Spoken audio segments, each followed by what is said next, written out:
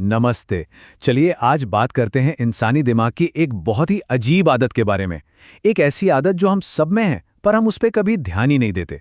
वो ये कि हम अपनी गलतियों के लिए तो वकील बन जाते हैं, लेकिन जब बात दूसरों की हो तो फौरन जज की कुर्सी पर बैठ जाते हैं। अच्छा, एक मिनट के लिए सोचिए। जब हमसे कोई गड़बड़ होती है तो हमारे पास हमेशा एक रेडीमेड कहानी होती है ना? अरे यार, ट्रैफिक में फंस गया था इसलिए लेट हो गया, या काम का इतना स्ट्रेस था कि दिमाग से ही निकल गया। लगता है ना कि ये हमारी ही कहानी है। बिल्कुल, हमारी गलती मतलब हालात की मजबूरी। लेकिन वही गलती कोई और करे तो हम तुरंत सोच लेते हैं, अरे ये तो है ही ऐसा, इसका तो काम ही यही है। मतलब हम सीधे उसके कैरेक्टर पर पहुंच जाते हैं। और बस यही वो डबल स्टैंडर्ड है जिसकी हम आज पढ़ते खोलने वाले हैं। तो ये जो हमारे अंदर एक वकील और एक जज बैठा है ना, आइए इस खेल को जरा और करीब से देखते हैं। और ये कोई बड़ी फिलॉसफी नहीं है, ये हमारी रोज की जिंदगी में होता है। कुछ एग्जाम्पल से ये बात बिल्कुल पानी की तरह साफ हो जाएगी। मान लीजिए आप गाड़ी चला रहे हैं और बहुत जल्दी में हैं। आपसे सिग्नल टूट गया तो मन में क्या आएगा? अरे यार, बहुत ज़रूरी काम से जा रहा हूं, मजबूरी थी। लेकिन जैसे ही कोई और आपके सामने से जिगजैग करते हुए निकलता है तो मुंह से क्या निकलता है? देखो तो इसको, कैसा लापरवाह आदमी है। देखा आपने, हमारा वकील हमारे लिए और जज दूसरों के लिए कैसे फौरन एक्टिव हो जाते हैं। और ये सिर्फ ट्रैफिक तक ही सीमित नहीं है, हमारी पर्सनल आदतों में भी ये साफ दिखता है। अगर हम कभी कभार तनाव में सिगरेट पी लेते हैं तो वो स्ट्रेस रिलीफ है, लेकिन अगर कोई और ऐसा करता है तो हम सोचने लगते हैं कि वो अपनी सेहत और जिंदगी दोनों बर्बाद कर रहा है। तो सवाल ये उठता है कि हमारा दिमाग आखिर ये करता क्यों है? चलिए, हमारे मन के अंदर जो एक डिफेंस लॉयर बैठा है ना, उसकी दलीलों को जरा समझते हैं, जो हमारे हर एक्शन को सही साबित करने के लिए हमेशा तैयार रहता है। ये कुछ सबसे कॉमन बहाने हैं जो हम खुद को देते हैं। बहुत स्ट्रेस था इसलिए ऐसा हो गया, या हालात ही ऐसे थे, मेरे पास और कोई ऑप्शन नहीं था। और सबसे क्लासिक वाला, अरे सब तो यही करते हैं। ये दलीलें हमें अपनी गलती की जिम्मेदारी लेने से बचा लेती हैं।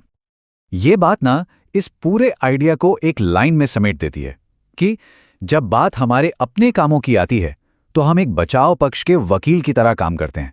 जब बात दूसरों के कामों की आती है तो हम तुरंत एक जज बन जाते हैं। ये एक ऐसा सच है जिसे हम जाने अनजाने में हर रोज जीते हैं। तो चलिए अब थोड़ा साइकोलॉजी की दुनिया में चलते हैं और जानते हैं कि दिमाग के इस शॉर्टकट का आखिर नाम क्या है। कुछ बड़े दिलचस्प शब्द हैं जो इस बिहेवियर को एक्सप्लेन करते हैं। पहला कॉन्सेप्ट है सेल्फ सर्विंग बायस। इसका मतलब सीधा सा है, अगर हम सफल होते हैं तो वो हमारी मेहनत का नतीजा है, और अगर हम फेल हो जाते हैं तो इसमें हालात का दोष है। लेकिन दूसरों के लिए कहानी ठीक उल्टी हो जाती है। और दूसरा है फंडामेंटल एट्रीब्यूशन एरर। याद है वो ट्रैफिक वाला एग्जाम्पल? जब किसी और ने गलती की तो वो लापरवाह इंसान है, मतलब उसके कैरेक्टर में ही खोट है। लेकिन जब हमने वही गलती की तो हमें जल्दी थी, मतलब हालात की मजबूरी थी। बस यही वो एरर है।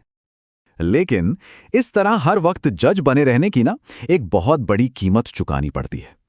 जो दिमाग हमेशा दूसरों में खामियां ढूंढता है वो कभी शांत और संतुष्ट हो ही नहीं सकता।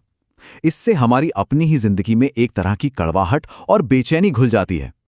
तो सवाल यह है कि इसका हल क्या है? क्या कोई रास्ता है? बिल्कुल है, और वो रास्ता है जजमेंट और विवेक के बीच का फर्क समझने में। चलिए इस बहुत जरूरी अंतर को समझते हैं। ये टेबल इस फर्क को एकदम साफ कर देती है। देखिए, जजमेंट क्या करता है?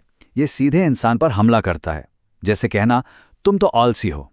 इसका मकसद खुद को बेहतर दिखाना होता है और नतीजा होता है रिश्तों में दरार। वहीं दूसरी तरफ है विवेक, जो इंसान पर नहीं बल्कि उसकी आदत पर बात करता है। जैसे कहना, मुझे लगता है कि काम टालने की आदत तुम्हें नुकसान पहुंचा रही है।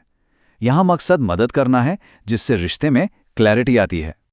और यहीं पे लाइन बिल्कुल फिट बैठती है कि सच्चा ज्ञान कभी खंजर नहीं होता, वो एक दीपक होता है। मतलब ज्ञान का मकसद किसी को चुभना या घायल करना नहीं, बल्कि रास्ता दिखाना है।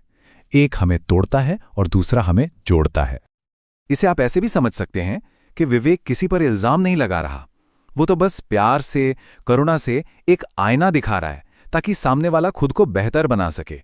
इसका मकसद नीचा दिखाना नहीं बल्कि आगे बढ़ाना है।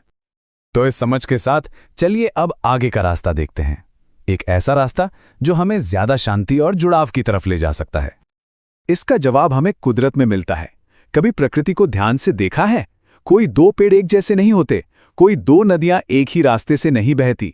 हर चीज अपने आप में अलग है, यूनिक है। और प्रकृति इस विविधता को बिना किसी शिकायत के स्वीकार करती है। अब यहाँ एक बहुत बड़ा सवाल खड़ा होता है कि अगर पूरी कायनात, पूरी प्रकृति बिना किसी लड़ाई झगड़े के इतनी अलग हो सकती है, तो हम इंसानों से एक जैसा होने की उम्मीद क्यों करते हैं? हम क्यों चाहते हैं कि हर कोई हमारे बनाए हुए सांचे में फिट हो जाए? ये एक तरह से हमारी अंदर की यात्रा है, जिसके 3 पड़ाव हैं। पहला है निर्णय, जो जिंदगी को सही गलत, अच्छा बुरा ऐसे टुकड़ों में तोड़ देता है। दूसरा है समावेशिता, जहां हम चीजों को जोड़ना सीखते हैं। और आखिरी पड़ाव है स्वीकृति, जो हमारे मन को हर तरह के बंधन से आजाद कर देती है। और आखिर में शायद सबसे गहरी बात यही है, जिंदगी में संपूर्णता चीजों को सही और गलत में बांटने से नहीं आती। यह तब आती है जब हम ये मान लेते हैं कि अच्छा और बुरा दोनों एक ही हकीकत के 2 पहलू हैं, और बस यही अपने अंदर के वकील और जज वाले खेल से ऊपर उठने का असली रास्ता है।